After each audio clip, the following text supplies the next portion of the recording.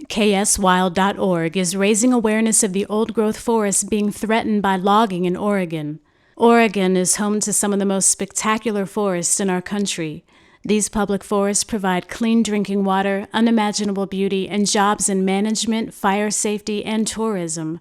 Due to a backdoor deal with the timber industry, over 2 million acres of Oregon's national forest, managed by the Bureau of Land Management, BLM, are at risk.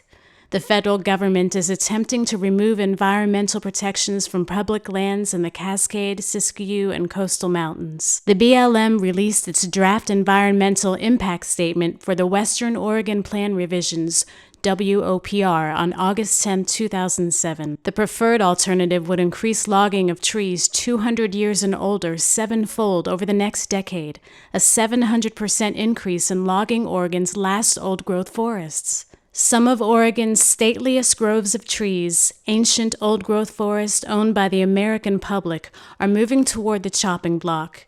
In a sweetheart deal for the timber industry, the Bush administration is threatening to drop protections for a public heritage and a legacy our children deserve. The BLM administers 2.6 million acres, close to 5,000 square miles of forested land in western Oregon. Much of this BLM land consists of low-elevation forests, in contrast to the mountainous acreage found in the surrounding national forests. BLM forests in western Oregon contain many watersheds for salmon recovery and recreational havens. They're also home to nearly 1 million acres of the remaining ancient old-growth forests in the Pacific Northwest. The BLM has now embarked on a plan to remove protection for old-growth and streamside forests on these public lands.